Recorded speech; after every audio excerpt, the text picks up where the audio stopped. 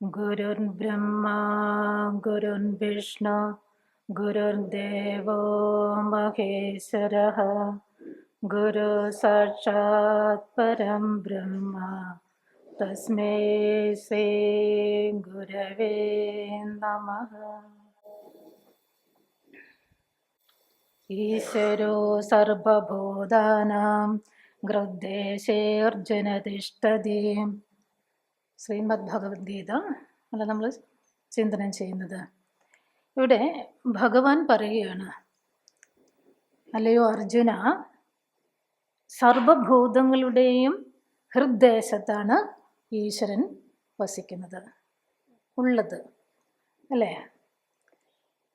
ഈശ്വരൻ സർവഭൂതങ്ങളുടെയും ഉള്ളിലാണ്.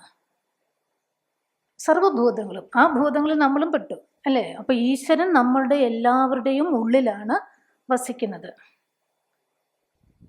ആ ഈശ്വരൻ പക്ഷെ നമ്മൾ അറിയുന്നുണ്ടോ? ചില ചില കാര്യങ്ങളൊക്കെ നമ്മൾ ചെയ്യുമ്പോൾ ഈശ്വര അനുഗ്രഹം ഉണ്ട് എന്ന് നമ്മൾ അറിയുന്നുണ്ട് അല്ലെ? ക്ഷേത്രത്തിൽ പോയാൽ ആ ഒരു അനുഗ്രഹം നമുക്ക് കിട്ടുന്നുണ്ട്. അങ്ങനെ പല വിധത്തിൽ നമ്മൾ അനുഭവിക്കുന്നുണ്ട്. പക്ഷെ ഹൃദ്ദേശത്തിൽ നമ്മൾ അനുഭവിക്കുന്നുണ്ടോ? അറിയുന്നില്ല. ഈ അറിയായികയാണ് അജ്ഞാനം. ഈ അജ്ഞാനം, അവിദ്യ ആണ്. അതിനുള്ള ഉപദേശങ്ങളാണല്ലോ ഗീതയിൽ നമ്മൾക്ക് കേൾക്കുന്നത്. ഈ ഈശ്വരനെ അറിയായികയാണ് അജ്ഞാനം എന്നുള്ളത്. ഈ അജ്ഞാനം എങ്ങനെയാണ് വന്നത്? ഈ ദേഹ ഉപാധിയിൽ, ഈ ദേഹം തന്നെ ഞാനെന്നുള്ള ധാരണയിൽ, ദേഹോഹം ബുദ്ധി അല്ലെ, ഞാൻ ദേഹമാണെന്നുള്ള ബുദ്ധി ഈ ജഡശരീരത്തിൽ. അതെങ്ങനെയാണ് ഉണ്ടായത്? അവസ്ഥയാണ്. ഈ ദേഹത്തിലുള്ളൊരു അവസ്ഥകളാണ് ജാഗ്രത്, സ്വപ്നം, സുഷുപ്തി എന്നീ അവസ്ഥകൾ കാരണമാണ് നമ്മൾ അറിയാതിരിക്കുന്നത്. ഈ അവസ്ഥകൾക്ക് കാരണമായോ ഗുണങ്ങള്, ത്രിഗുണങ്ങള്. ത്രിഗുണങ്ങൾ ഏതൊക്കെയാ? സത്വരജ തമോ ഗുണങ്ങളാലാണ് നമ്മൾ ഈ അവസ്ഥയ്ക്ക് കാരണമായിട്ടുള്ളത്, ജാഗ്രത, സ്വപ്ന, സുഷുപ്തി അവസ്ഥകൾ. അപ്പം ശരീരം എന്നുള്ളത്, ഈ ശരീരത്തിലുള്ള അവസ്ഥയാണ് ജാഗ്രത, സ്വപ്ന, സുഷുപ്തികൾ. ഈ അവസ്ഥയെ അറിയാതിരിക്കുന്നതോ ഗുണങ്ങൾ കൊണ്ട്, പ്രകൃതിവശമായിട്ട്, മായാഗുണങ്ങളായിട്ട്. ഇപ്പൊ പറയും മായയാണ്. ആ ഗുണങ്ങളെ കൊണ്ടാണ് നമ്മൾ ഈ അവസ്ഥ അറിയാതിരിക്കുന്നത്, ഈ അവസ്ഥ ഉണ്ടായിട്ടുള്ളത്.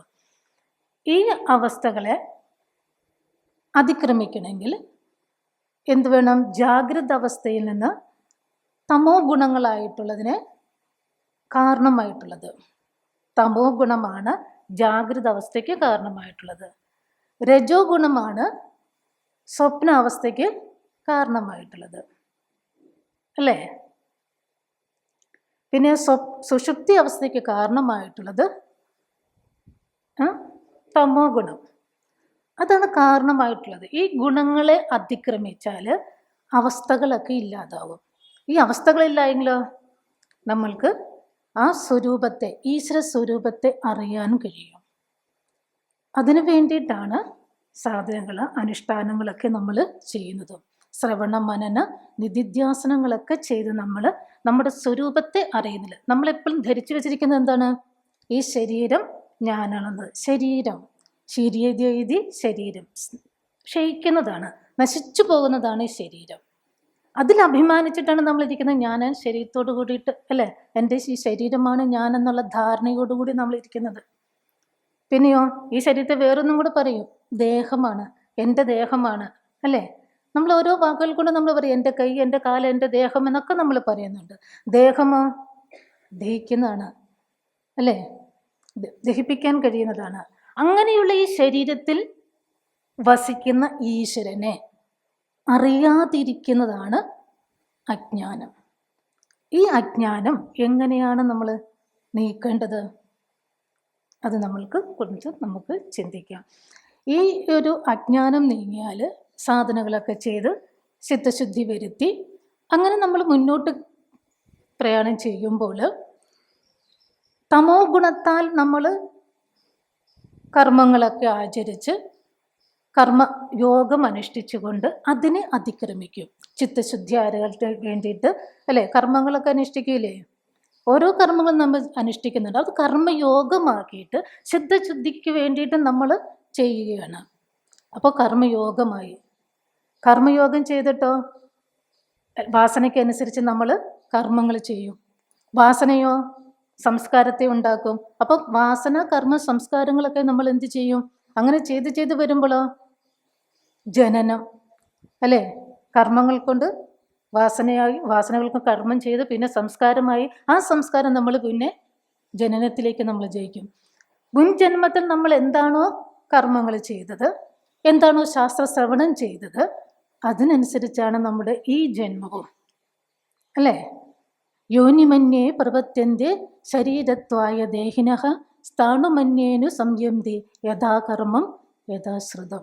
കർമ്മത്തിനനുസരിച്ച് നമ്മൾ ഈ ജന്മത്തിൽ എന്തൊക്കെ കർമ്മങ്ങളൊക്കെയാണോ ചെയ്യുന്നത്, ആ കർമ്മത്തിനനുസരിച്ച് ശാസ്ത്ര ശ്രവണങ്ങളൊക്കെ ചെയ്ത് ആ ശ്രവണം കർമ്മം ഒക്കെ ചെയ്തതിന് ശേഷം അതിൻ്റെ ഫലമായിട്ടാണ് നമ്മൾ അടുത്ത ജന്മത്തിലേക്ക് പോകുന്നത്. അല്ല ചിത്തശുദ്ധി ഒക്കെ ചെയ്ത് മനസ്സ് ഏകാഗ്രമാക്കി ആ പരമമായ ലക്ഷ്യത്തിൽ ഈശ്വരപ്രാപ്തി ചെയ്താൽ പിന്നെ അടുത്ത ജന്മമുണ്ടോ? ഇല്ല. അപ്പോൾ അത് ചെയ്യുമ്പോഴോ കർമ്മങ്ങളനുസരിച്ച് ചെയ്യും, ആ ശാസ്ത്രശ്രവണം ചെയ്യും, അതിനനുസരിച്ച് അതിൻ്റെതായ യോനിയിൽ പോയി പ്രവേശിക്കും. പിന്നെ അടുത്ത ജന്മമായി പുനരാവൃത്തി അല്ലേ? വീണ്ടും ജനിക്കുക മരിക്കുക ഇങ്ങനെ വരും. അതിനെ നിർത്തുന്നതിന് വേണ്ടിയിട്ട് കർമ്മയോഗം ചെയ്ത് തമോ ഗുണത്തെ അതിക്രമിച്ചുകൊണ്ട് ചെയ്യുന്നു. പിന്നെ ഭക്തിയോഗമുണ്ട്. രജോ ഗുണത്തെ ഇല്ലാക്കാൻ, രജോ ഗുണ വാസനയെ ഇല്ലാണ്ടാക്കി നമ്മൾ അനുഷ്ഠാനങ്ങളൊക്കെ ചെയ്ത് ഭഗവത് പൂജയൊക്കെ ചെയ്ത് യജ്ഞങ്ങളൊക്കെ ചെയ്ത് അല്ലേ ഈശ്വരൻ തന്നെ എനിക്ക് ആശ്രയമെന്ന ചിന്തയോട് കൂടിയിട്ട് അല്ലേ ഭഗവത് ആണ് എനിക്ക് ആശ്രയം, ഭഗവത് സ്നേഹം മാത്രമേ എനിക്ക് വേണ്ടുള്ളൂ, മറ്റതും എനിക്ക് ആശ്രയമല്ല. മറ്റതൊക്കെ ആശ്രയിക്കുന്ന പലതിലേക്ക് ഞാൻ പോകും. അതുകൊണ്ട് ഈശ്വരൻ മാത്രമാണ് എനിക്ക് രക്ഷ, ഈശ്വരൻ മാത്രമാണ് എനിക്ക് ഉള്ളത് വേണ്ടത് എന്ന മനോഭാവത്തോട് കൂടിയിട്ട് നമ്മൾ ചെയ്യും. ആ ഒരു കർമ്മങ്ങളൊക്കെ ചെയ്ത് ഭക്തിയോഗത്തോട് കൂടിയിട്ട് രജോ ഗുണത്തെ നമ്മൾ അതിക്രമിക്കും. അതിൽ പറയും അനന്യ ചിന്തയന്തോ മാം യേ ജന പര്യുപാസതേ തേഷാം നിത്യാഭിയുക്താനം യോഗക്ഷേമം മഹാമേഘം. അനന്യ ചിന്ത, മറ്റൊരു ചിന്തയില്ലാതെ ആരാണോ എന്നെ ഉപാസിക്കുന്നത്, ആരാണോ എന്നെ ആശ്രയിക്കുന്നത്, ആ ഭക്തൻ്റെ യോഗത്തെയും ക്ഷേമത്തെയും വഹിക്കും ഭഗവാന് അല്ലേ? അപ്പോൾ രാജയോഗത്തോട് കൂടിയിട്ട് ആ കർമാനുഷ്ഠാനങ്ങളൊക്കെ ചെയ്ത് ചിത്തശുദ്ധി വരുത്തി പരമപദത്തിലേക്ക്, ആ ഒരു മോക്ഷപദത്തിലേക്കും ഉയരാം. പിന്നെ ജ്ഞാനയോഗം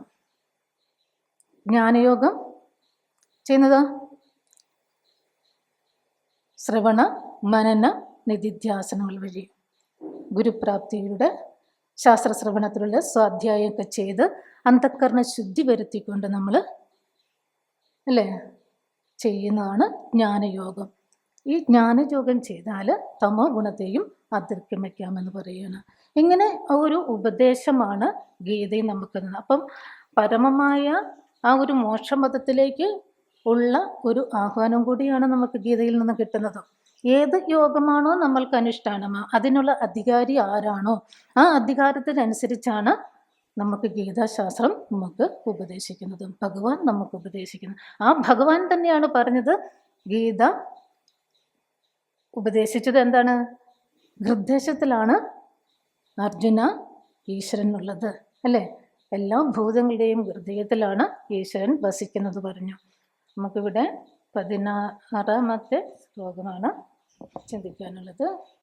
ജ്ഞാനേന തു തദജ്ഞാനം യേഷാം നാശിതമാത്മനഃ തേഷാമാദിത്യവജ്ഞാനം പ്രകാശയതി തത്പരം.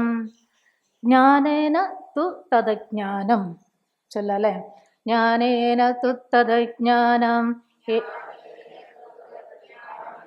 യേഷാം നാശിതമാത്മനഃ തേഷാമാദിത്യവജ്ഞാനം പ്രകാശയതി തത്പരം. എവരുടെയാണോ ആ അജ്ഞാനമാണോ തൻ്റെ ജ്ഞാനത്താൽ നശിപ്പിക്കപ്പെട്ടിരിക്കുന്നത്, അവർക്ക് ജ്ഞാനം സൂര്യനെ പോലെ ആ പരമമായതിനെ പ്രകാശിപ്പിക്കുന്നു. യാതൊരുടെ ആണോ അജ്ഞാനം, യാവരുടെയൊക്കെയാണോ ആ അജ്ഞാനം തൻ്റെ ജ്ഞാനത്താൽ നശിപ്പിക്കപ്പെട്ടിരിക്കുന്നത്, തൻ്റെ ജ്ഞാനം, അവർക്ക് ജ്ഞാനം സൂര്യനെ പോലെ പ്രകാശിപ്പിക്കുന്നു അല്ലെങ്കിൽ പ്രകാശിക്കുന്നു. അതേ അർത്ഥം തന്നെ ഏവരുടെ ആ ഒരു അജ്ഞാനമാണോ ആത്മാവിൻ്റെ ജ്ഞാനത്താൽ നശിപ്പിക്കപ്പെട്ടിരിക്കുന്നത്, അവർക്ക് ആ പരമമായ ജ്ഞാനം സൂര്യനെ പോലെ പ്രകാശിക്കുന്നു. ഇവിടെ 2 തരത്തിലാണ് നമുക്ക് മനസ്സിലാക്കുന്നത്.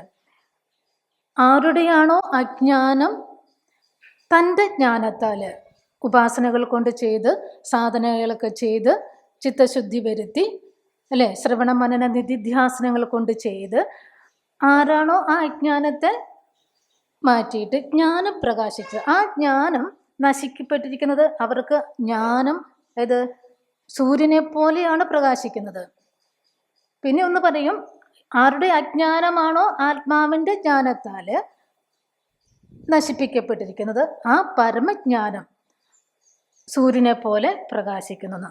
ആ പരമമായ ജ്ഞാനം സൂര്യനെ പോലെ പ്രകാശിക്കുന്നു, ജ്ഞാനം പരമമായതിനെ പ്രകാശിപ്പിക്കുന്നു. ഈ 2 രീതിയിലും അർത്ഥം പറയാം.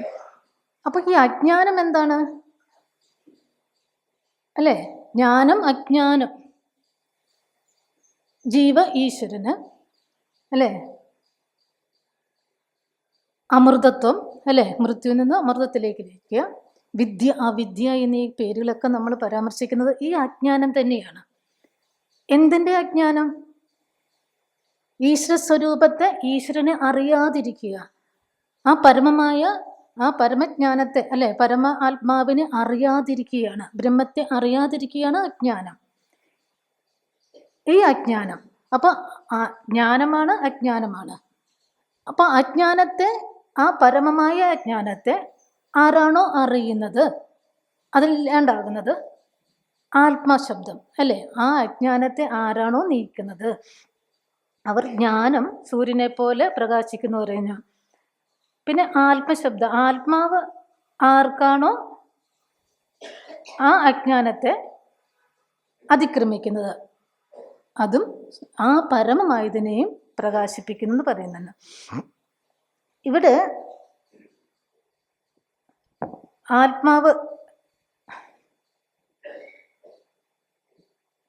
ആത്മാവിൻ്റെ പ്രകാശം, അതാണുള്ള ജ്ഞാനപ്രകാശം, ജ്ഞാനമായിട്ടുള്ളത്. ആ ജ്ഞാനം എന്താണ്? അപ്പൊ ആത്മ എന്താണെന്ന് പറയുകയാണ്.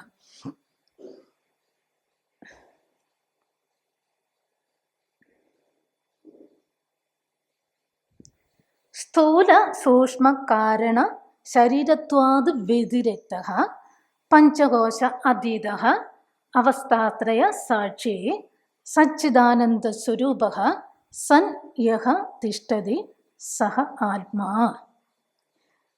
സ്ഥൂല സൂക്ഷ്മ കാരണ ശരീരത്വാത് വ്യതിരിക്തഃ, സ്ഥൂലം സൂക്ഷ്മം കാരണം എന്നീ ശരീരം, ആ ശരീരത്തിനുള്ളതാണ് സ്ഥൂല സൂക്ഷ്മ കാരണം, അതിൽ നിന്നും വ്യതിരിക്തനായത്, അതിൽ നിന്നും ഉപരിയായി വ്യതിരിക്തനാണ്. പിന്നെയോ പഞ്ചകോശാതീത, പഞ്ചകോശങ്ങളുടെ അതീതനായി, പഞ്ചകോശങ്ങളുണ്ട്, അല്ലേ, ശരീരത്തിൻ്റെ അവസ്ഥയാണ് സ്ഥൂലം സൂക്ഷ്മം കാരണം, അല്ലേ, അതിൽ നിന്നും വ്യതിരിക്തനാണ്. പിന്നെ പഞ്ചകോശാതീത, പഞ്ചകോശങ്ങൾക്കും അതീതനായിട്ടുള്ളത്. എന്തൊക്കെയാണ് പഞ്ചകോശങ്ങൾ? അന്നമയം, പ്രാണമയം, മനോമയം, വിജ്ഞാനമയം, ആനന്ദമയം. ഈ കോശങ്ങൾ, പഞ്ചവിധത്തിലുള്ള കോശങ്ങൾ അതീതനായിട്ടുള്ളതും അവസ്ഥാത്രയ സാക്ഷി, നമ്മൾ കുറച്ച് മുമ്പ് ചിന്തിച്ചത് അവസ്ഥകൾ, ജാഗ്രത സ്വപ്ന സുഷുപ്തി അവസ്ഥകൾക്കും സാക്ഷിയായിട്ടുള്ളവനും. പിന്നെയോ സച്ചിദാനന്ദ സ്വരൂപ, ചിത്ത് ആനന്ദം എന്നിവയുടെ സ്വരൂപത്തോടു കൂടിയിട്ടുള്ള യാതൊന്നുണ്ടോ അതാണ് ആത്മ, അല്ലേ. ഈ ആത്മ സച്ചിദാനന്ദ സ്വരൂപം, സത്ത് ചിത്തം ആനന്ദമാണ്. സത്ത് എന്താണ്? 3 കാലത്തും നിലനിൽക്കുന്നത്, അല്ലേ. ഭൂതം ഭാവി വർത്തമാന കാലങ്ങളിൽ നിലനിൽക്കുന്നത് എന്തോ അതാണ് സത്ത്. ചിത്തോ? ചിത്ത് ജ്ഞാനസ്വരൂപമാണ്. ഈ ജ്ഞാനശബ്ദം ശുദ്ധമാണ്, അതാണ് പ്രകാശിപ്പിക്കുന്നത്, അതാണ് പ്രകാശനം, ജ്ഞാനസ്വരൂപമാണ്. ആനന്ദമോ? സുഖസ്വരൂപം, തൻ്റെ സുഖസ്വരൂപം, സുഖം എന്നുള്ള സ്വരൂപമാണ് സത്ത്, ചിത്ത്, ആനന്ദം. അപ്പോൾ ഈ പഞ്ചകോശങ്ങൾക്കൊക്കെ സ്ഥൂല സൂക്ഷ്മ കരണ ശരീരത്തിനും വ്യതിരിക്തനായിട്ടുള്ളതും പഞ്ചകോശങ്ങൾക്കും അതീതനായിട്ടുള്ളതും അവസ്ഥാത്രയത്തിന് സാക്ഷിയായിട്ടുള്ളതും സച്ചിദാനന്ദ സ്വരൂപനുമായിട്ടുള്ളതാണ് ആത്മാവ്. ഈ ആത്മാവ് ഉണ്മയാണ്, അല്ലേ? മായാവൈഭവത്താൽ, മായയിൽ ഉള്ള ആ വൈഭവത്താലാണ് നമ്മൾ വസ്തുതത്വം മനസ്സിലാകാതെ ഭ്രമിച്ചിരിക്കുന്നത്, തൻ്റെ സ്വരൂപത്തെ അറിയാതെ ഇരിക്കുന്നത്. ഉപനിഷത്തിൽ പറയും,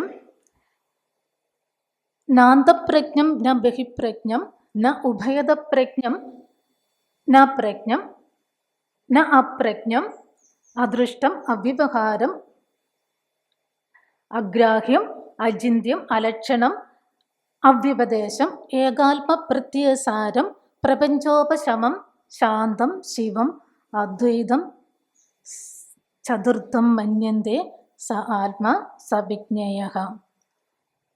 നമ്മളെ കുറേ അറിവുകളുണ്ട് നമുക്ക്, അല്ലേ? കുറേ അറിവുകളുണ്ട്. നമ്മുടെ ഓരോ ഇന്ദ്രിയങ്ങൾ വഴിയും നമ്മൾ പല പല വിഷയങ്ങളിൽ കൂടി നമ്മൾ പലതായിട്ട് ബഹുവിധമായിട്ട് നമ്മൾ അറിവുകൾ ശേഖരിച്ചിട്ടുണ്ട്. പറയണ നാന്തപ്രജ്ഞം, ഉള്ളിലുള്ള പ്രജ്ഞയാണോ, അറിവാണോ? അല്ല, അതല്ല. ന ബഹിപ്രജ്ഞം, പുറമേയുള്ള പ്രജ്ഞയാണോ? അതുമല്ല. നോ ഉഭയത പ്രജ്ഞം, എന്നാൽ ഇത് രണ്ടുമാണോ? ഉള്ളിലുള്ളതും പുറമേയുള്ളതുമാണോ പ്രജ്ഞയാണോ? അതുമല്ല. ന പ്രജ്ഞാനഹനം, ഈ അറിവുകളുടെയൊക്കെ ഘനീഭവിച്ച ഭാവം, അതാണോ ആത്മാ? അതുമല്ല. ന പ്രജ്ഞം എന്ന അറിവാണോ? അതുമല്ല. ന അപ്രജ്ഞം എന്ന അറിവില്ലാതിരിക്കുന്നതാണോ? പ്രജ്ഞമല്ലാത്തതാണോ? അതുമല്ല. അദൃഷ്ടമാണ്, അല്ലേ? നമ്മൾ കാണുന്നതല്ല, ദർശിക്കാൻ പറ്റുന്നതല്ല. അവ്യവഹാര്യം, വ്യവഹരിച്ച് നേടാൻ പറ്റുന്നതാണോ? അതുമല്ല. അഗ്രാഹ്യം, ഞാനൊക്കെ കുറേ കാര്യങ്ങളൊക്കെ ഗ്രഹിച്ചു വെച്ചിട്ടുണ്ട്, എന്നാൽ അതായിരിക്കും. അതുമല്ല. അലക്ഷണം, ഇന്ന ലക്ഷണത്തോട് കൂടിയിട്ടുള്ളതാണോ? അതുമല്ല, ലക്ഷണമില്ലാത്തതാണ്. അചിന്യം, എന്നാൽ ഞാൻ ചിന്തിച്ച് കുറേ വെച്ചിട്ടുണ്ട്, അതായിരിക്കുമെന്നാൽ അതുമല്ല. അവ്യുപദേശം, ഉപദേശിക്കാൻ പറ്റാത്തതാണ്. ഏകാത്മ പ്രത്യയസാരം, ഏകമായിരിക്കുന്ന പ്രത്യയസാരമാണ് ആത്മാ. ഏത് ഏകാത്മ പ്രത്യയസാരം? ജീവാത്മ പരമാത്മാവ് എന്നുള്ളത് ഏകമായിരിക്കുന്ന ആ പരമാത്മ ചൈതന്യമാണോ? അതുമല്ല. പ്രപഞ്ചോപശമം, പ്രപഞ്ചം എന്നുള്ള ഉപശമനം, അല്ലേ? സത്വരജോ തമോ ഗുണങ്ങൾക്കും വിരമിച്ചിരിക്കുന്ന അവസ്ഥ. ശാന്തം, ശാന്തമായിട്ടുള്ളതാണ്. ശിവമാണ്, അദ്വൈതമാണ്, രണ്ടാമതൊന്നില്ലാത്തതാണ്. ചതുർത്ഥം മന്യന്തേ, ചതുർത്ഥം തുരീയ അവസ്ഥ, ജാഗ്രത സ്വപ്ന സുഷുപ്തി കഴിഞ്ഞിട്ടുള്ള തുരീയ അവസ്ഥ, നാലാമത്തെ അവസ്ഥയാണ് മന്യന്തേ. അതാണ് മനസ്സിലാക്കേണ്ടത്. സ ആത്മാ സ വിജ്ഞേയ, അതാണ് ആത്മാവെന്നുള്ളത്. ഈ ആത്മാവ് നമ്മൾ പറഞ്ഞു നമ്മുടെ ശരീരം എന്നുള്ളത്, അല്ലെ, സ്ഥൂല സൂക്ഷ്മ ശരീരമാണ്. അവസ്ഥാത്രയങ്ങളോട് കൂടിയിട്ടാണ്, ജാഗ്രത സ്വപ്ന സുഷുപ്തി അവസ്ഥകളോട് കൂടിയിട്ടാണ്. പിന്നെയോ ഗുണങ്ങളാണ്, പഞ്ചകോശങ്ങളാണ്. ഇതൊക്കെ നമ്മൾ പറഞ്ഞു. ഇതൊക്കെ നമ്മുടെ ശരീരത്തിലല്ലേ ഉള്ളത്, അല്ലേ? നമ്മളെപ്പോഴും എന്താണ് ചിന്തിക്കുന്നത്? മറ്റുള്ളതാണ്, പുറമേക്കുള്ളതാണ് ചിന്തിക്കുന്നത്. നമ്മൾ നമ്മളിലേക്ക് ചിന്തിക്കുന്നുണ്ടോ? ഈ ശരീരം എന്നുള്ളത് ഇത്രയൊക്കെ ഉള്ളതാണോ ശരീരം എന്നുള്ളതൊക്കെ, അല്ലേ? ചിന്തിക്കുന്നില്ല. ചിന്തിച്ചാൽ തന്നെ നമുക്ക് കുറച്ചൊക്കെ ചിന്തിക്കും, പിന്നെ നമ്മുടെ ഇന്ദ്രിയങ്ങളൊക്കെ പുറത്തേക്കാണുള്ളത്, വിഷയങ്ങളെ ഗ്രഹിക്കുകയാണ്, അതിലേക്ക് അങ്ങ് പോകും. അതിന് വിവേക ചൂടാമണിയിൽ ഒരു ശ്ലോകമുണ്ട്. ഒരു വൃക്ഷത്തിൻ്റെ എങ്ങനെയാണ് അത് മുളച്ച് വന്ന് ഈ ശരീരവുമായി ബന്ധിപ്പിച്ചിട്ട് മനോഹരമായ ഒരു വർണ്ണനുണ്ട്. നമുക്കത് അല്പം ചിന്തിക്കാം. ബീജം സംസ്രതി ഭൂമിജസ്യതു തമോ ദേഹാത്മധീരങ്കുരോ രാഗപ്പല്ലവമ്പു കർമ്മതുവപു സ്കന്ധോസവശാഖികാഃ അഗ്രാണീന്ദ്രിയ സംഹൃതിച്ച വിഷയാഃ പുഷ്പാണി ദുഃഖം ഫലം നാനാകർമ്മ സമുദ്ഭവം ബഹുവിധം ഭോക്താത്ര ജീവഗഃ ബീജസംസൃതി ഭൂമിജസ്യ തു തമോ ദേഹാത്മധീരങ്കുരോ.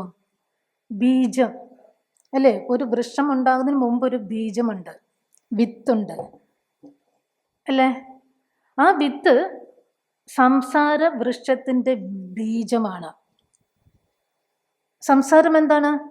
നമ്മളുടെ സംസാരം അല്ലേ, ജനിക്കുകയോ മരിക്കുകയോ എന്നുള്ളതിൽ പോകുകയാണ്, ഒരു സംസാരമാണ്. ഈ സംസാരത്തിൻ്റെ ബീജം, വിത്ത് തമസ്സാണ്, അജ്ഞാനമാണ്. ഈ അജ്ഞാനം മൂലമാണല്ലോ നമ്മൾ കർമ്മങ്ങളൊക്കെ അനുഷ്ഠിച്ച് വാസനയായി, അത് സംസ്കാരമായി, പിന്നെയും ജനിക്കുക, പിന്നെ അല്ലേ ആവൃത്തം അല്ലേ, പിന്നെയും ജനിക്കുക മരിക്കുക എന്നുള്ളത് വരുന്നത്. ഇത് അജ്ഞാനം മൂലമാണ്. എപ്പോഴെങ്കിലും സ്റ്റോപ്പ് ആക്കണ്ടേ? ഭഗവാനെ അറിഞ്ഞാൽ, അല്ലെങ്കിൽ മോക്ഷപ്രാപ്തി, അല്ലെങ്കിൽ ദുഃഖനിവൃത്തി, അല്ല പരമമായ സുഖം എന്നിവ നേടിയെങ്കിൽ മാത്രമേ ഇത് നിൽക്കുകയുള്ളൂ. ഇല്ല, അത് ചെയ്യുന്നില്ലാത്തത് കൊണ്ട് എന്ത് വരും? പിന്നെയും ജന്മം വരും. അപ്പോൾ ഈ അജ്ഞാനമാണ് ഈ വൃക്ഷത്തിൻ്റെ മൂലം. അത് തമസ്സാണ്, അജ്ഞാനമാണ്. ദേഹാത്മ ധീ, ധീ ബുദ്ധി. ഈ ദേഹം ആണ് ഞാൻ എന്നുള്ള ബുദ്ധി, അതാണ് അതിൻ്റെ അങ്കുരം, മുള. ദേഹാത്മബുദ്ധി അതിൻ്റെ അങ്കുരമാണ്, മുളയാണ്. ഞാൻ ദേഹമാണ്, ദേഹോഹം ബുദ്ധി അല്ലേ, ഞാൻ ദേഹമാണ്. ആ ഒരു ബുദ്ധി നമ്മളത് അങ്ങനെയല്ല വ്യവഹരിക്കുന്നതും. ആ ഒരു ബുദ്ധിയാണ് അതിൻ്റെ അങ്കുരം, മുള. മുള വന്നു. പിന്നെയോ അതിൻ്റെ പല്ലവം, തളിരുകളാണ്. അത് രാഗവും മോഹവും അല്ലേ. രാഗം, ദ്വേഷം, ഇതൊക്കെയാണല്ലോ നമുക്ക് വരുന്ന ആദ്യത്തെ അല്ലേ, ഒന്നിനോട് പ്രാപിക്കാനുള്ള, അത് വേണം ഇത് വേണം എന്നുള്ള രാഗങ്ങൾ. പിന്നെ അത് നമുക്ക് സുഖ ദുഃഖം തന്നാൽ അതിനെ ദ്വേഷിക്കാനുള്ള മനോഭാവവും, ഇത് രാഗദ്വേഷങ്ങൾ. ഈ വിത്ത് മുളച്ച് വന്ന് അങ്കുരം വന്നതിന് ശേഷം 2 ഇലകൾ വരും. ഈ 2 ഇലകളാണ് രാഗവും ദ്വേഷവും. ഇഷ്ട അനിഷ്ടം എന്നൊക്കെ നമ്മൾ പറയില്ലേ, അത് തന്നെ. പിന്നെ അതിൻ്റെ അമ്പ് കർമ്മം, അതിൻ്റെ ജലം ഏതാണ്? വെള്ളം നമ്മൾ കൊടുക്കും അല്ലേ. ചെറിയ തൈകളൊക്കെ നട്ട് കഴിഞ്ഞാൽ നമ്മൾ ജലം കൊടുക്കും, വെള്ളം പാർന്നു കൊടുക്കും. ഇത് ഇതിനത് വേണം, ശരീരമൊക്കെ പുഷ്ടിപ്പെടുത്തണം അല്ലേ. അതുപോലെ ഈ ഒരു സ്കന്ധം വളർന്നു വരുന്നതിന് വേണ്ടി നമ്മൾ ജലം കൊടുക്കും, കർമ്മങ്ങളൊക്കെ ചെയ്തു കൊടുക്കും. സകാമകർമ്മമായിട്ട് നമ്മൾ ചെയ്യും അല്ലേ. എന്തെങ്കിലും ഒരു ഫലത്തെ കിട്ടുന്നതിന് വേണ്ടി നമ്മൾ കർമ്മങ്ങൾ ചെയ്യും. അതിൻ്റെ വപു സ്കന്ധ, അതിൻ്റെ സ്കന്ധം അല്ലേ, തടി നമ്മുടെ ശരീരമാണ്, ദേഹമാണ് അതിൻ്റെ തടി. കാമ്യകർമ്മങ്ങളൊക്കെ ചെയ്ത് അല്ലേ, നമുക്ക് വേണ്ടുന്ന കർമ്മങ്ങളൊക്കെ അനുഷ്ഠിച്ച് കർമ്മങ്ങളൊക്കെ ചെയ്ത് വരുമ്പോൾ എന്ത് ചെയ്യും? നമ്മൾ ഭക്ഷണ പാചകങ്ങളൊക്കെ ചെയ്ത് കർമ്മങ്ങൾ കൊണ്ടല്ലേ, ശരീരത്തിൻ്റെ ഓരോ കർമ്മങ്ങൾ കൊണ്ട് നമ്മൾ കർമ്മേന്ദ്രിയങ്ങൾ കൊണ്ട് കർമ്മങ്ങളൊക്കെ ചെയ്ത് മനസ്സുകൊണ്ട് ബുദ്ധി എന്തൊക്കെയാണ് ചെയ്യേണ്ടതെന്നൊക്കെ ആലോചിച്ച് ഇന്നത് വേണം കറി അല്ലേ, ചോറ് കറിയൊക്കെ ഉണ്ടാക്കണമെങ്കിൽ ജ്ഞാനേന്ദ്രിയങ്ങളും വേണം, കർമ്മേന്ദ്രിയങ്ങളും, ബുദ്ധിയൊക്കെ ഉപയോഗിച്ചിട്ടാണ് ചെയ്യുന്നത്. അപ്പോൾ ശരീരം പുഷ്ടിപ്പെടുത്തും.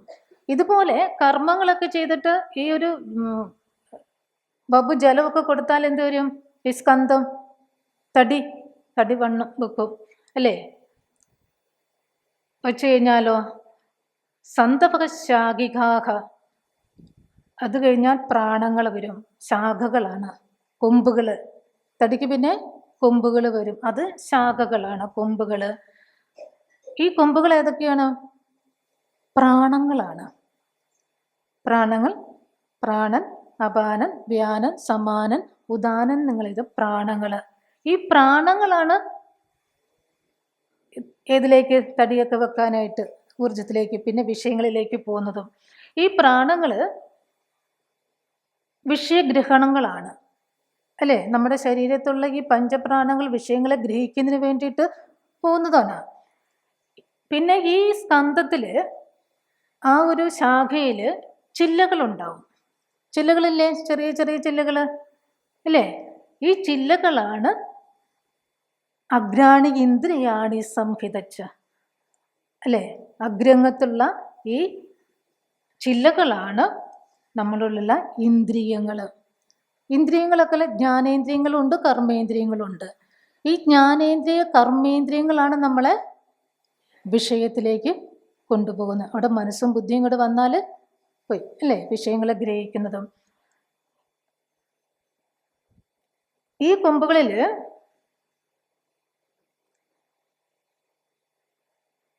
പുഷ്പങ്ങളുണ്ടാവും ഇല്ല അല്ലേ? തടിയിലാണോ പുഷ്പം ഉണ്ടാകുന്നത്? അല്ലേ? ശാഖയിലുമല്ല, ചില്ലകളിലാണ് പുഷ്പങ്ങൾ ഉണ്ടാകുന്നത്. അപ്പം ചില്ലകളെ ആശ്രയിച്ച ജ്ഞാനേന്ദ്രിയങ്ങൾ, കർമ്മേന്ദ്രിയങ്ങളും മനസ്സും ബുദ്ധിയും പ്രവർത്തിച്ച അതാണ് സൂക്ഷ്മ ശരീരം അല്ലേ? സ്കന്ധം എന്നുള്ളത് ശരീരം സ്ഥൂല ശരീരമാണ്. അതിൽ നിന്നും കുറച്ചും കൂടെ പോയിട്ട് ചില്ലകളായിട്ട് വന്നതിന് ശേഷം ഈ ശാഖകളും ചില്ലകളും സൂക്ഷ്മ ശരീരങ്ങളാണ്. ഈ സൂക്ഷ്മ ശരീരങ്ങൾ കൊണ്ടല്ലേ നമ്മൾ വിഷയങ്ങളെ ഗ്രഹിക്കുന്നതും.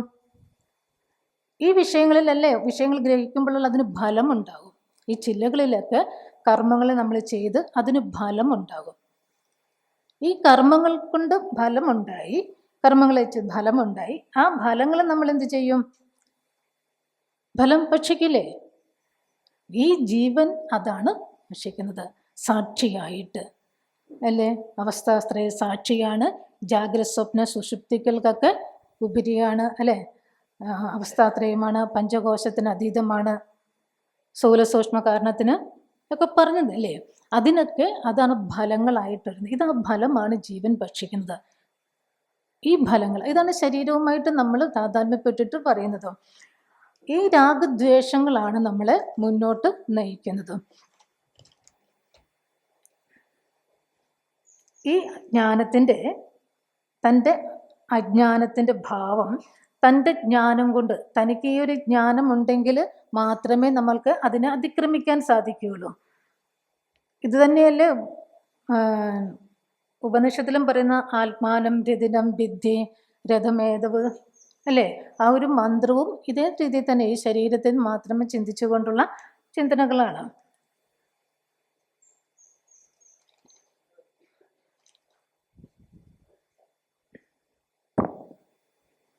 ഇനി 17ാമത്തെ ശ്ലോകം നമുക്ക് ചിന്തിക്കാം.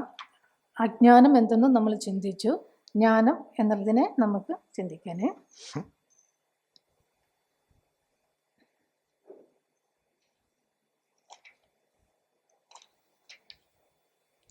തദ്ബുദ്ധൈകസ്തദാത്മാനം തന്നിഷ്ഠാ തത്പരായണാഃ ഗച്ഛന്ത്യ പുനരാവൃത്തിം ജ്ഞാനനിർധൂതകൽമഷഃ.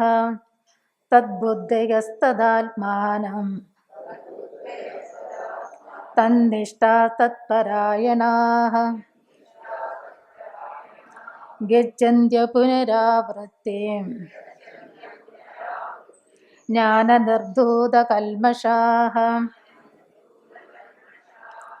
തദ്ബുദ്ധയഃ തദാത്മാനഃ തന്നിഷ്ഠാഃ തത്പരായണാഃ ഗച്ഛന്ത്യ പുനരാവൃത്തിം ജ്ഞാനനിർധൂതകൽമഷാഃ. തദ്ബുദ്ധയഃ അതിലുറച്ച ബുദ്ധിയോടൊത്തവൻ. ഏതൊരു അജ്ഞാനമാണോ നീങ്ങുമ്പോൾ ആ അജ്ഞാനം നീങ്ങിയാൽ തത് ആത്മനഃ ആ ആത്മാവിൽ സൂര്യനെ പോലെ പ്രകാശിക്കുന്നു പറഞ്ഞു. ജ്ഞാനം സൂര്യനെ പോലെ പ്രകാശിക്കുന്നു പറഞ്ഞു. ആ ജ്ഞാനം അതിലുറച്ച ബുദ്ധിയോടുകൂടിയവൻ. ഏത് ജ്ഞാനത്തിൽ ഉറച്ച ബുദ്ധിയോടുകൂടിയവന് പരമമായ ആ ജ്ഞാനത്തില് പരമമായ ജ്ഞാനത്തിൽ ബുദ്ധിയോട് ഉറച്ചവന് തത് ആത്മനഃ അത് തന്നെ ആത്മഭാവമുള്ളവന്, അത് തന്നെ ആത്മാവ് എന്നുള്ള ബുദ്ധിയോടുകൂടിയവന്, എന്നുള്ള ഭാവനയോടുകൂടിയവൻ തന്നിഷ്ഠ അതിൽ തന്നെ നിഷ്ഠയോടുകൂടിയിട്ട്, വേറൊരു നിഷ്ഠയില്ല, ആ ഒരു നിഷ്ഠയോടുകൂടിയവൻ തത്പരായണ അത് തന്നെ പരമമായ ഗതിയായവൻ, അത് തന്നെയാണ് ലക്ഷ്യം, വേറൊന്നിലേക്കില്ല, ആ ഒരു ഗതിയോടൊത്തവൻ ജ്ഞാനനിർധൂത കൽമഷഃ ജ്ഞാനത്താൽ നിശേഷം നീക്കപ്പെട്ട പാപത്തോടു കൂടിയവൻ. ജ്ഞാനനിർധൂത ജ്ഞാനത്താലാണ് നിശേഷം കൽമഷം പാപം അല്ലെ മലിനമായ അവസ്ഥ അത് നീക്കപ്പെട്ടവനാണ്. അപ്പൊ തത്പരായണൻ ബുദ്ധിയോടൊത്തവനാണ്, അതിൽ തന്നെ ആത്മഭാവത്തോടൊത്തവനാണ്, അതിൽ തന്നെ നിഷ്ഠയോടൊത്തവനാണ്, അതിൽ തന്നെ പരായണനായവനാണ്. അങ്ങനെയുള്ളവന് പുനരാവൃത്തി രഹിതമായതിനെ ഗച്ഛന്തി പ്രാപിക്കുന്നു. പിന്നെ പുനരാവൃത്തി ഇല്ല അല്ലേ? ജനനം മരണം എന്നുള്ള പുനരാവൃത്തി ഇല്ല. എങ്ങനെയുള്ളവര്? ജ്ഞാനനിഷ്ഠയോടുകൂടിയിട്ട് അല്ലേ? അതിൽ തന്നെ ആത്മാവ്, ഞാനെന്നാണ് ആത്മാവ് എന്നുള്ളത്. ഇത്രയും നമ്മൾ എന്താ ചിന്തിച്ചത്?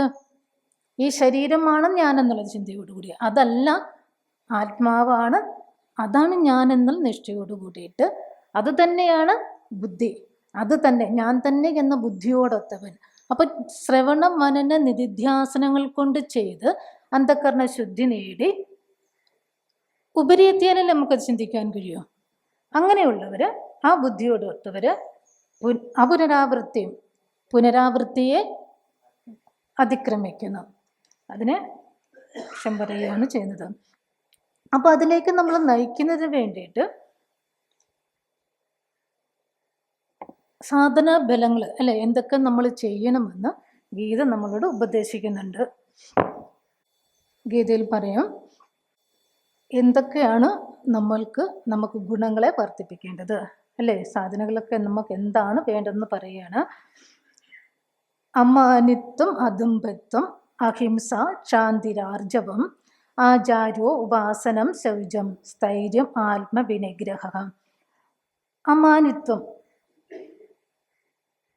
മാനിനോ ഭാവോ മാനിത്വം. അമാനിത്വം, ഞാൻ മാനിയാണ്, യോഗ്യനാണോ എന്നുള്ളൊരു ചിന്ത അല്ലേ? ആ ചിന്ത ഇല്ലാതിരിക്കുകയാണ് അമാനിത്വം അല്ലേ? ഞാൻ എനിക്ക് എന്താ കഴിവുണ്ട് അല്ലേ, നമുക്ക് പുറമേയൊക്കെ എന്തൊക്കെയോ ബലങ്ങളൊക്കെ ഉണ്ടെന്നുള്ളൊരു അഭിമാനമുണ്ട് നമുക്ക്. അതില്ലാത്തതാണ് അമാനിത്വം. പിന്നെ അദംഭിത്വം, സ്വധർമ്മ നിർവഹണത്തിന് വേണ്ടി ആഡംബരമായിട്ട് അല്ലേ, മറ്റുള്ളവരെ കാണിക്കുന്നതിന് വേണ്ടിയിട്ടൊക്കെ നമ്മളൊക്കെ ചെയ്യുന്നുണ്ട്. അതില്ലാതിരിക്കുന്നതാണ് അദംഭിത്വം. അഹിംസ, ശാന്തി അല്ലെ, ശാന്തി, ആർജവം, ആചാര്യോ ഉപാസനം, ആചാര്യൻ്റെ അടുത്ത് നിന്ന് ഉപദേശങ്ങളൊക്കെ സ്വീകരിക്കുക. ശൗചം, ശുദ്ധി പാലിക്കുക, അകത്തും പുറത്തുമുള്ള ശുദ്ധിയെ പാലിക്കുക. സ്ഥൈര്യ, ആത്മവിനിഗ്രഹം.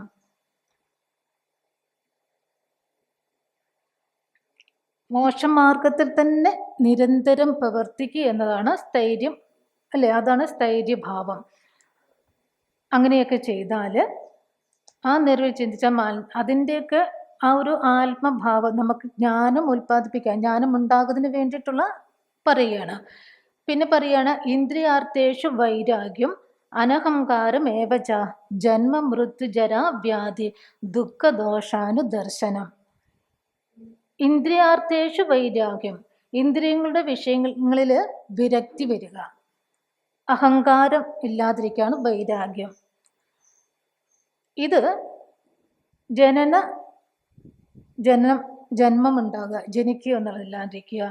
പിന്നെയോ മരണം, വാർദ്ധക്യം, വ്യാധി, രോഗം എന്നീ ദോഷങ്ങളോട് കൂടിയിട്ടാണ് ഈ ജീവിതമെന്ന് വീണ്ടും വീണ്ടും വിചാരം ചെയ്ത് ഇന്ദ്രിയാർത്ഥ്യങ്ങളിലുള്ള ആ വൈരാഗ്യത്തെ ബലപ്പെടുത്തുകയാണ് ചെയ്യേണ്ടത്.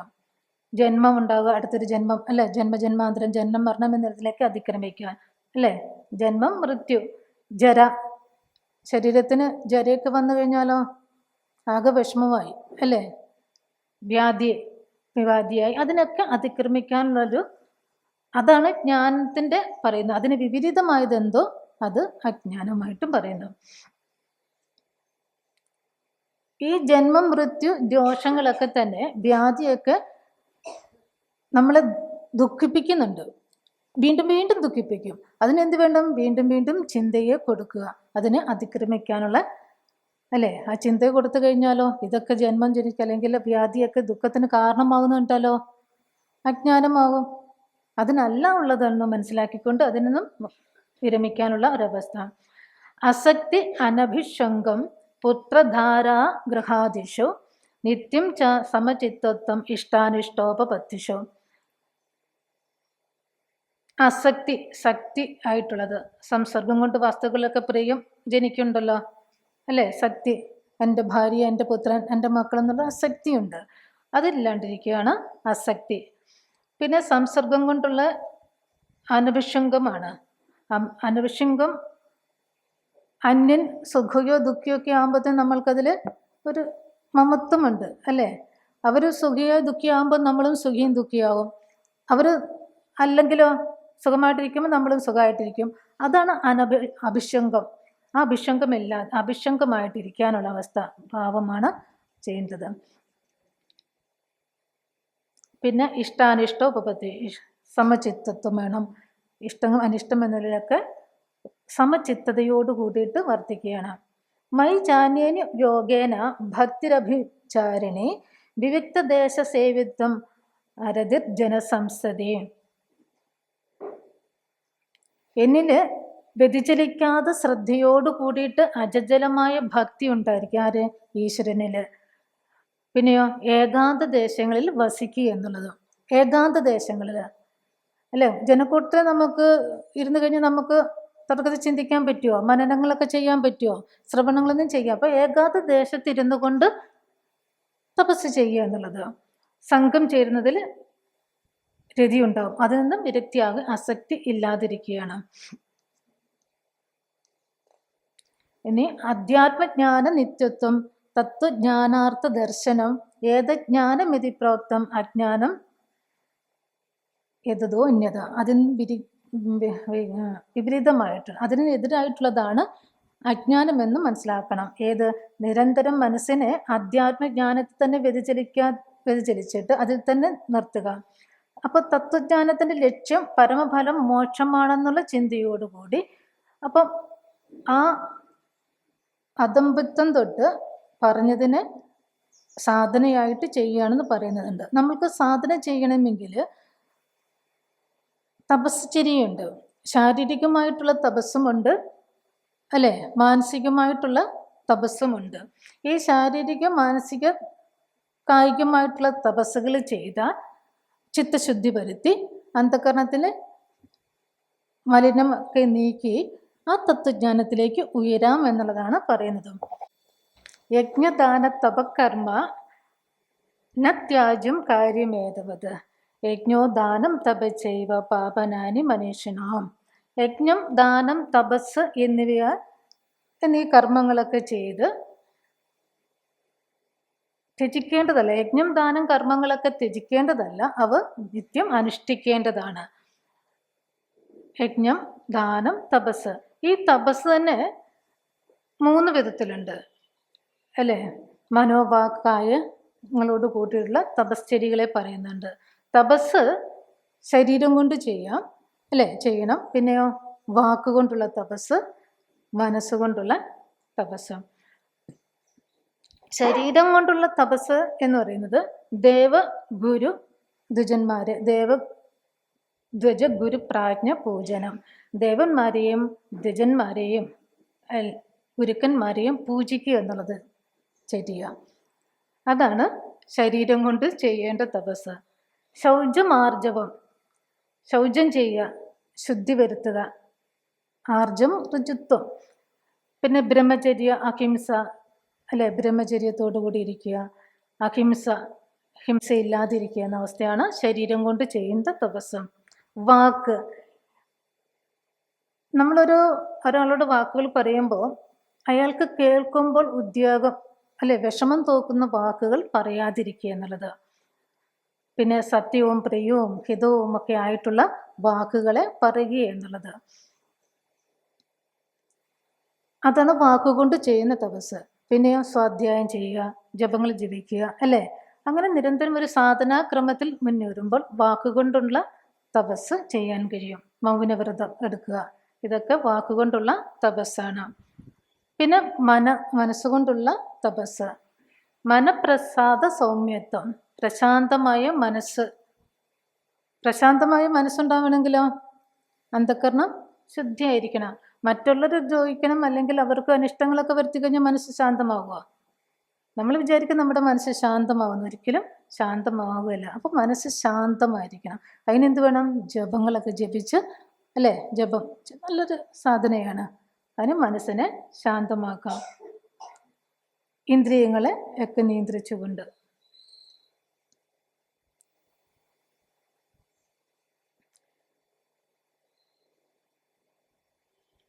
ഇതൊക്കെ ചെയ്തുകൊണ്ട് നമ്മുടെ അന്ധകരണ ശുദ്ധിയാക്കിയെങ്കിൽ മാത്രമേ നമ്മൾ പരമമായ ജ്ഞാനത്തെ, ആ ഒരു ഈശ്വരപ്രാപ്തിയിലേക്ക്, അല്ലേ, മോക്ഷത്തിലേക്ക് നമുക്ക് നയിക്കാൻ കഴിയുള്ളൂ. അപ്പോൾ ജ്ഞാനം എന്നും അജ്ഞാനം എന്നുള്ള തിരിച്ചറിവ്, ആ ഒരു രണ്ടിനെയും മനസ്സിലാക്കിയെങ്കിൽ നമുക്ക് നേടാൻ കഴിയൂ, അല്ലേ?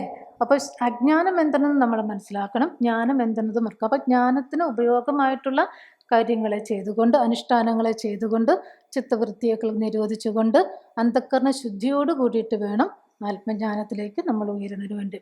അപ്പോൾ ശ്രുതി പ്രമാണിക മതേ സ്വധർമ്മനിഷ്ഠാഹ, ശ്രുതി പ്രമാണത്തിൻ്റെ അചഞ്ചലമായ വിശ്വാസം. ശ്രുതിയിലൊക്കെ നമുക്കൊരു വിശ്വാസം വേണം, ഗുരുവിലും ഒരു വിശ്വാസം, അല്ലേ? ഗുരുവിലും ശാസ്ത്രത്തിലും ഒരു ശ്രദ്ധയുണ്ടെങ്കിലേ നമുക്ക് ആ ഒരു തത്വജ്ഞാനത്തെ നമുക്കുള്ളിൽ വരികയുള്ളൂ. അപ്പോൾ സാധനകളൊക്കെ അനുഷ്ഠിച്ചുകൊണ്ട് നമ്മൾ ചെയ്യേണ്ടി വരുന്നത്. തയ ഏവ ആത്മ വിശുദ്ധി രസിക, അതുകൊണ്ട് തന്നെ അന്ധകരണത്തിൽ വിശുദ്ധി ഉണ്ടാകും, അല്ലേ? സാധനങ്ങൾ അനുഷ്ഠിച്ചു കഴിയുമ്പോൾ നമുക്ക് മനസ്സിന് വിശുദ്ധി ഉണ്ടാകും. വിശുദ്ധ ബുദ്ധേഹേ പരമാത്മവേദന, ആ വിശുദ്ധി ഉണ്ടെങ്കിൽ, ചിത്തവൃത്തിയിലൊക്കെ നിരോധിച്ചുകൊണ്ട്, അല്ലെങ്കിൽ അന്ധകരണ ശുദ്ധി ഉണ്ടെങ്കിൽ മാത്രമേ തത്വജ്ഞാനത്തെ പ്രകാശിപ്പിക്കാൻ കഴിയുള്ളൂ. തേനൈവ സംസാര സമൂലം നാശനം, അതുകൊണ്ട് മാത്രമേ സംസാരത്തെ വേരോടുകൂടി, മൂലത്തോടു കൂടി നമുക്ക് നശിപ്പിക്കാൻ കഴിയുള്ളൂ.